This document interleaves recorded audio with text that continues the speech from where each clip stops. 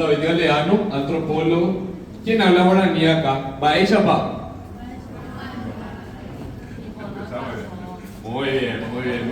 Bueno, el doctor David Galeano es antropólogo, lingüista, presidente y director del Ateneo de Lengua y Cultura Guaraní, uno de los principales referentes en los estudios sobre el guaraní, sobre las culturas y lenguas autóctonas de nuestro país. Y bueno, él también les va a hablar de qué es lo que hace.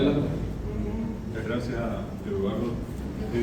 Quiero, antes de empezar, agradecer y felicitar acá a Ciencia del Sur, la persona de Eduardo Quintana, por esta importante iniciativa de acercar la ciencia, o en este caso a los divulgadores, a los que se dedican al campo de la ciencia, a las instituciones educativas, a la sociedad, así como de hecho nos contaba recién la profesora Andrea, también el caso del profesor Rodrigo, del profesor Pedro, que nos estuvieron comentando de sus respectivas experiencias.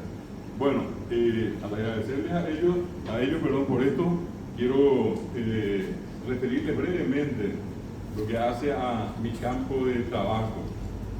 Como bien decía en este caso el profesor Pedro, el docente, en este caso el docente universitario, tiene que no solamente dedicarse a transmitir conocimientos, a divulgar conocimientos que ya fueron de alguna manera descubiertos por otros, por gente especializada, por gente que definitivamente hace ciencia, y en las salas de clase los docentes divulgando, difundiendo esos conocimientos. Sin embargo, en el ámbito universitario, como acaba de mostrarnos la profesora Andrea, no solamente es dar clases, es hacer investigación, hacer ciencia, y al hacer ciencia también divulgar a través de los materiales impresos, de los libros, de las revistas, de las publicaciones. Bueno, eso en el campo de cada uno, ustedes escucharon. Ahora yo les sumo lo mío, que tiene que ver con el tema de por una parte la lengua guaraní, por el otro lado, como bien decía Eduardo, el tema de la cultura.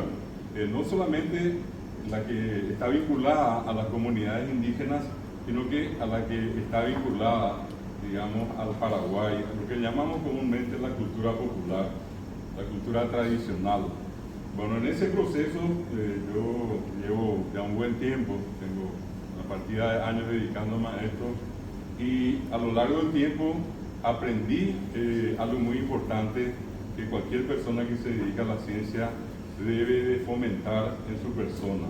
Primero que nada, esa especie de apego, de amor, de respeto a la verdad, a no tener que en una de esas, por ejemplo, falsear datos, porque muchas veces ocurre eso, ¿verdad?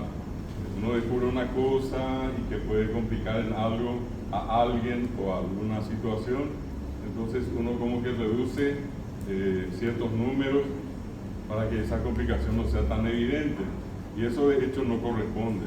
Uno tiene que siempre, al hacer cualquier tipo de investigación, referir exactamente lo que vio, exactamente lo que encontró. Y en el caso mío, esa es una regla que yo tengo en mis actividades. La otra es lo que se llama la disciplina.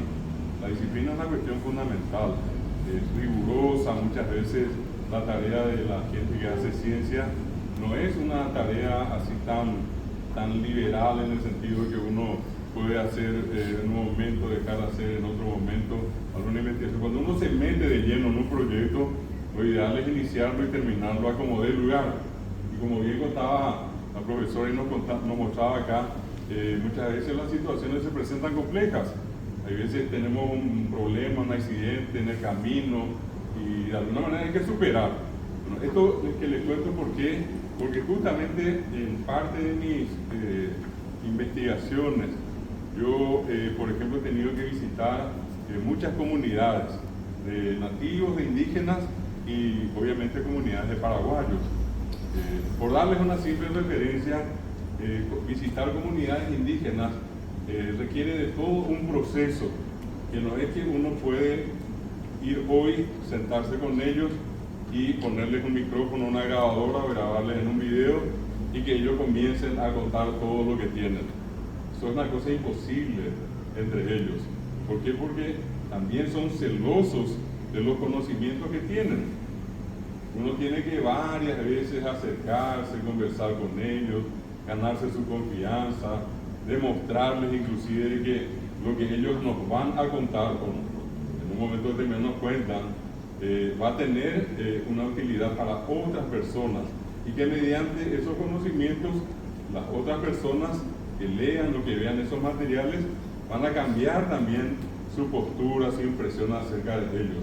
Porque muchas veces la imagen que tenemos una buena parte de la sociedad es de que son indios, y de que son sucios, de que son salvajes, de que son ignorantes, y bueno, una serie de cosas que a veces decimos que a lo mejor por esas circunstancias de la vida solemos ver acá en las zonas urbanas, pero eso no representa la totalidad de lo que son los pueblos indígenas de Paraguay.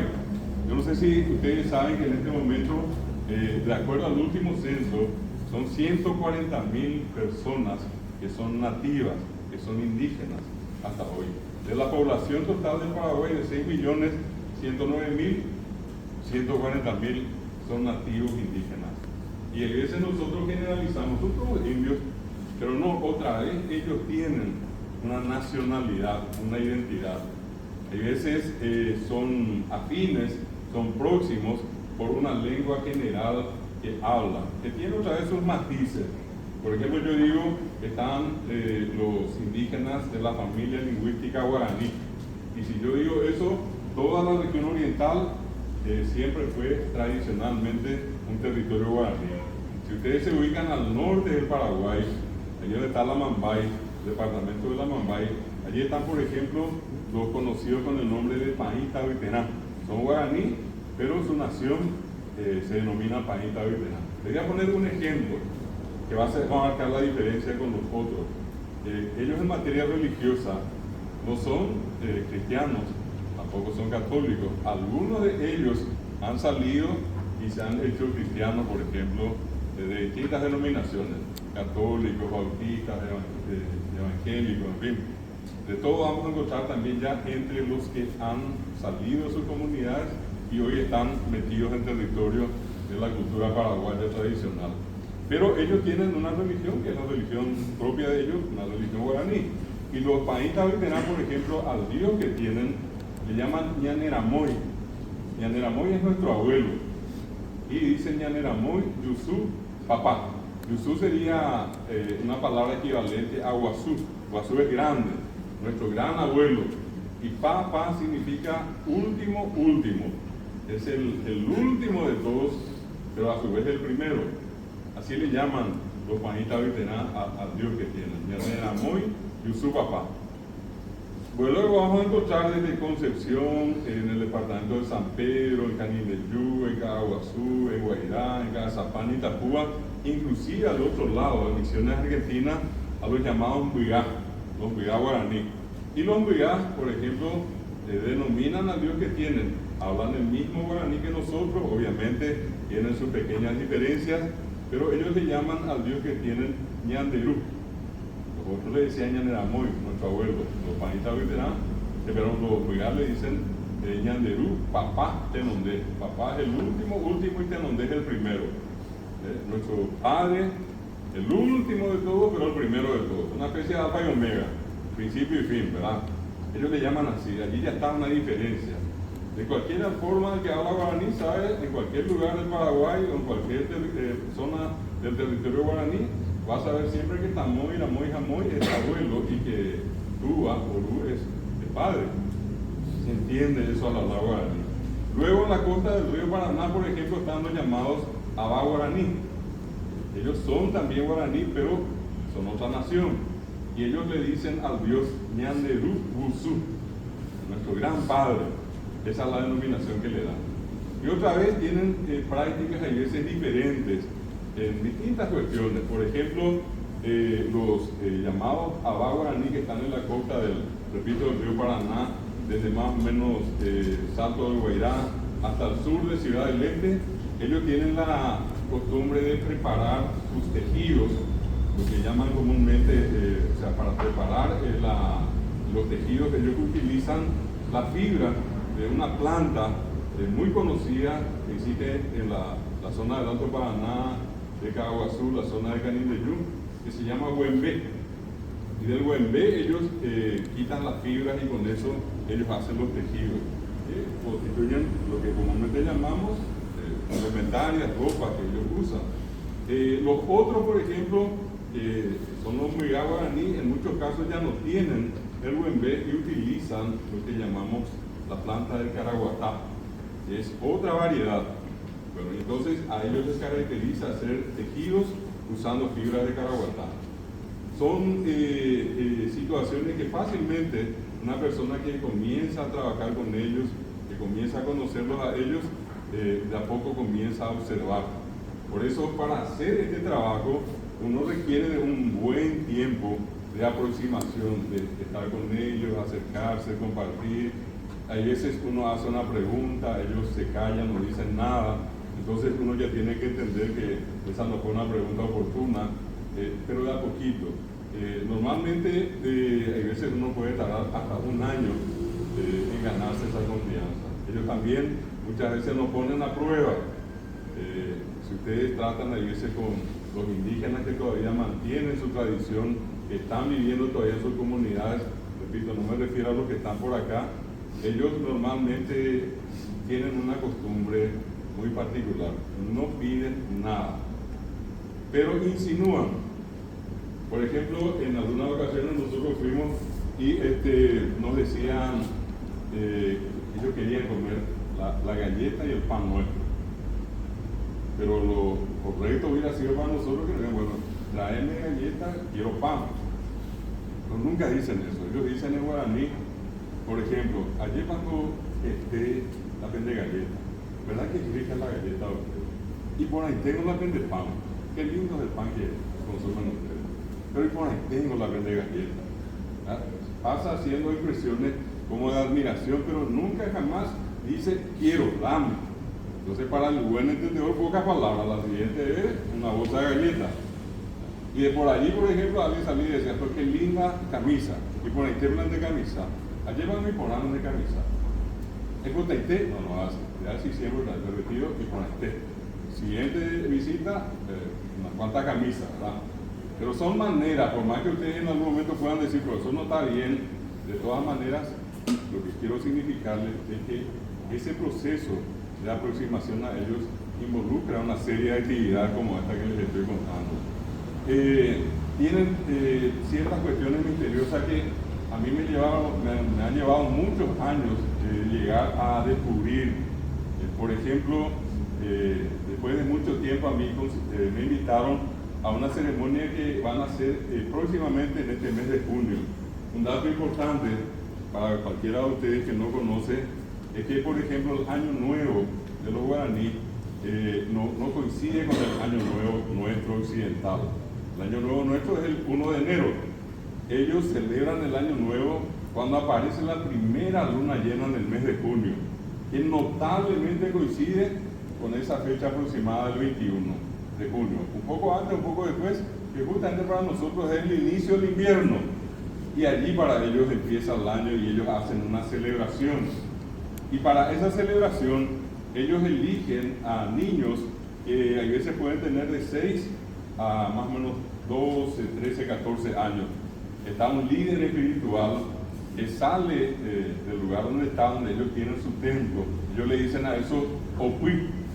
El Opui es el templo de ellos, no es el Tufao que nosotros conocemos en guaraní, no es la iglesia, repito, tradicional cristiana, es la iglesia que tienen ellos como guaraní. Entonces él va a la comunidad y comienza a buscar a niños que tengan una particularidad, que todavía no tengan el labio inferior perforado y que las chicas todavía no tengan la oreja perforada. Entonces a esos él los convoca, le dice, bueno, van a ir tal día. Normalmente ahora, después de esta fiesta del 15 de mayo, unos días después, ya estos líderes comienzan a recorrer y a reclutar a estos niños. Los llevan más o menos en una cantidad de 12 a 15 hombres, varones y mujeres. Y por espacio de casi 20, 25, a veces 30 días, dependiendo de cuándo va a aparecer la primera luna llena, que hasta hoy yo no sé cómo diablos saben ellos, pero le dan en el ojo, nunca fallan un día con respecto a la primera luna llena. Ellos cuentan 12 lunas llenas y la 13ª es su nuevo año. 12 lunas llenas y la 13ª siempre para ellos es el inicio de un nuevo año. Si alguna vez se preguntaron ustedes por qué la luna es Yasir Guaraní, por qué tenemos que decir a los meses Yasir Teí, Yasir Coy, y es justamente por el ciclo lunar. Luna nueva, luna creciente, luna llena, cuarto menguante. ¿Y cuánto dura cada una de esas fases? Y 7 días, total 28. Estamos hablando por eso de un mes lunar. Y el año de ellos, si quieren, también es un año lunar. Entonces, ¿qué es lo que va a ocurrir? Ellos llevan por espacio de casi 30 días, 20, 25, 30 días a estos niños, y durante ese tiempo ellos le cuentan a estas criaturas todo lo que ellos tienen que saber de su cultura. Es como una escuela, colegio y universidad que se desarrolla en un corto tiempo de 30 días. Todo ellos tienen que saber allí. Quedan encerrados, por decir de alguna manera, y después de eso se preparan para el gran día. 3 días antes de que aparezca la luna llena, ellos comienzan a danzar, comienzan a cantar y comienzan a rezar. Ellos dicen que hay 3 maneras de comunicarse con Dios. Uno es a través de la plegaria o de la oración, que en guaraní le decimos ñemboé. Otra es el canto, y que nosotros decimos en guaraní purajei, ellos le dicen por ahí. Y lo tercero es la danza, el yeroquí. Esas son expresiones practicadas de manera ordenada, respetuosa, solemne por ellos, son como una forma de comunicarse ellos con Dios. Cosa sorprendente, llega el día y ellos van a participar de un gran momento. Si yo le pregunto a ustedes, ¿qué es Caraí? Díganme qué es Caraí. Señor, ¿y qué es Cuña Caraí? Señora, perfecto. En el mundo guaraní, Caraí y Cuña Caraí no significa lo que para nosotros significa acá, señor y señora. Para ellos Caraí significa tener derechos cívicos. A partir de que ese niño de 6, 7, 8, 9, 10, 12 años se le perfora en esa ceremonia especial el labio inferior, se le pone una especie de palillo parecido a un escarbadiente que se conoce con el nombre de tembetá. El tan es de duro, tembe es el labio, la parte inferior. Le preparan a esa persona. Hay una planta que ellos usan mucho, la hoja de una planta que se llama curupaí. Donde ustedes escuchen en adelante la palabra curú, siempre relacionen con algo mágico, algo que tiene un superpoder, ¿verdad? Curú es algo que tiene un poder extraordinario. Y allí es curupá, pa es completamente. Y es la planta. Entonces es una planta que tiene un poder especial. Ellos se frotan el labio en una especie de zumo que preparan estrujando la hoja con un poco de agua, meten allí y se van frotando unas media hora antes. Y las mujeres hacen lo mismo en la oreja, del lado derecho. Cuando llega el momento cumbre, es cuando hay veces el papá, hay veces un tío, el hermano, se acerca a ese niño, el que está enfrente le tira el labio, ellos le dicen a eso miatá, y otro que está por detrás le clava. Le clava y le perfora el labio, una especie, hablando más de pronto de piercing, ¿verdad? Un piercing guaraní eso hace. Y entonces allí automáticamente pasa a ser Caraí. Y la mujer que le perforan la oreja, a eso le llaman Nambishan, y que hoy se le dice Nambishan. Nambishan es el aro. Bueno, con ese aro esa mujer pasó a ser Cuña Caraí. En síntesis, ese niño Caraí, esa niña Cuña Caraí tienen derecho de participar de las reuniones con los adultos. Ya no van a quedar afuera van a quedar los otros niños o poco más grandes que todavía no tienen el labio perforado y no tienen todavía la oreja perforada, pero estos que en ese momento pasaron a ser Caraí y Cuña Caraí ya pueden estar entre los adultos, ya pueden elegir a una autoridad en la comunidad, y a ellos y a ellas se les pueden asignar actividades que estén en este caso en el nivel de la edad que ellos tienen, pero ya pueden desarrollar responsabilidades. Esa es una cuestión que me llevó mucho tiempo, por ejemplo, entre los países de llegar a conocer, ver, grabar, tomar fotos con la anuencia de ellos. Pero fue una especie de demostración, primeramente, de mi parte para con ellos y ellos para conmigo, de confianza. Después de decirme ellos, bueno, ahora podés venir, te invitamos, Y de esa ceremonia que participé yo, también participaron algunas otras personas que pasaron por la misma experiencia que yo pasé, solamente que algunos de ellos le decían, en el momento que se perforaba el labio o la oreja, le pedían a esas otras personas que se retiren, y solamente unos cuantos nos quedamos a ver ese momento. Son situaciones como esas que yo, así como decían acá los profesores, en algún momento decía yo, ¿será que alguna vez voy a poder visitarlos a ellos, compartir con ellos, conocer parte de su cultura? Era mi gran pregunta. Llegó el momento, pero llevó mucho tiempo. Hay una última cuestión que les quiero comentar. Una vez estuvimos mano a mano acá con Eduardo y siempre me llamó la atención, por eso es algo que valoro mucho en Ciencia del Sur y en Eduardo en particular, el gesto de promover también todo lo que tiene que ver con la lengua y la cultura. Ustedes saben que una de las maneras más comunes de agresión que nosotros tenemos cuando alguien se muestra callado, a veces cabizbajo, no participa, a veces una de las primeras formas de agredir a esa persona es decirle qué indio que sos, vos que soy indio, que por eso no habla. El indio nomás no habla, yo que soy indio, ¿vale? Eso es muy común. Pero lo que pasa es que también nosotros somos ignorantes, nosotros no entendemos por qué ellos permanecen callados. Y les voy a contar esto y probablemente más de uno de ustedes después cambie su actitud, si es que alguna vez pensaron en esto de la forma que les dije. La palabra para ellos, la palabra sagrada, la palabra es Dios. Dios es el que sale a través de la boca de cada uno de nosotros. Y entonces cuando ellos no sienten la necesidad de hablar, directamente no hablan, permanecen callados. Y ese hecho de permanecer callados puede durar muchísimo tiempo. Muchas veces ellos rematan cualquier cosa con que es muy paraguayo también, con la hanili. Y allí se acabó la historia. No somos de hablar largo y tendido como en este caso estoy haciendo yo ahora, ¿verdad? Pero entre ellos todas las expresiones son puntuales y son veraces. Si él, por ejemplo, en algún momento vio un lugar donde había muchas plantas de bocayá, de cocotero, le dio el nombre de bocayapino. A lo que decía la profesora Andrea Yaguareté, acá en Paraguay hay lugares que se llaman Yaguaretecuá. ¿Por qué? Porque en esos lugares abundan o abundaban en el momento de ponerle el nombre de los Yaguareté.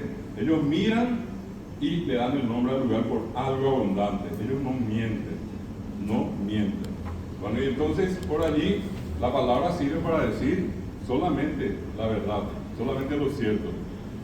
Y ellos tienen una ceremonia muy especial que es como una reunión de presidentes de repúblicas, porque ellos tienen sus comunidades, en cada comunidad hay un burubishá o un tecojarubishá, dicen ellos, y esa persona es el líder, o en el caso de la mujer, una lideresa. Probablemente muchos de ustedes no conocen o no saben que hoy día, por ejemplo, existe una comunidad de los Abá-Guaraní, donde la que es presidenta de la república tiene apenas 16 años. Y ella ordena todo lo que tiene que ocurrir en la comunidad.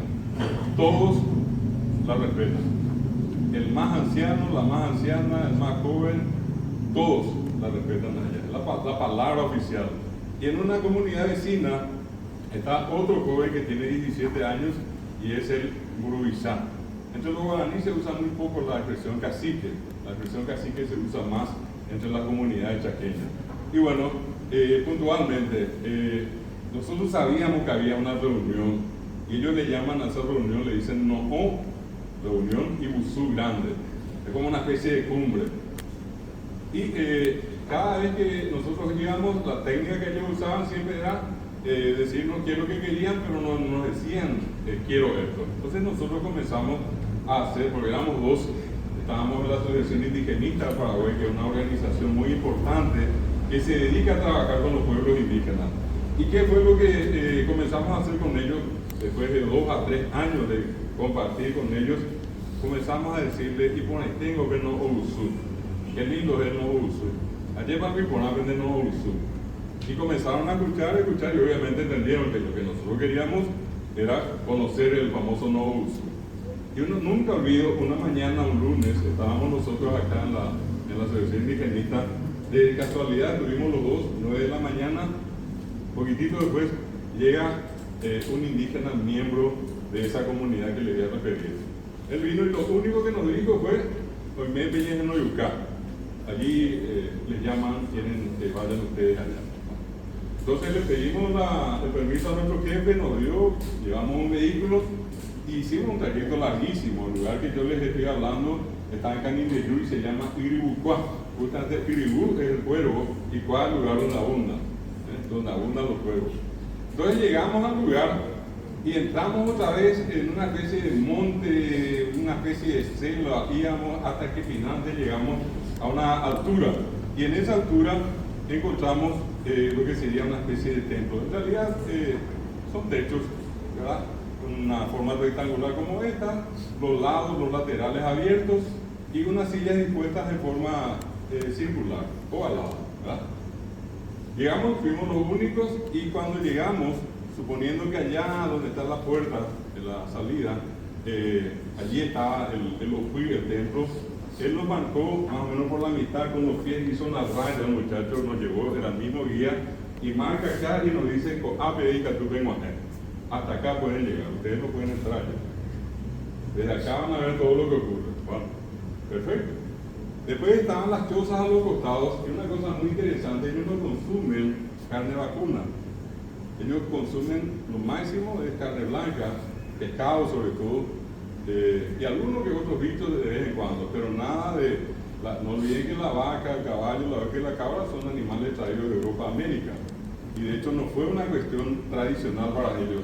Recién lo que hoy están por acá consumen carne vacuna, y las otras que consumimos nosotros. Bueno, llegamos y en cada una había una especie de canasta, y en la canasta había frutas, había miel y había en un porongo, ellos le dicen que en el porongo había agua. Y era lo único que había, no había nada de carne.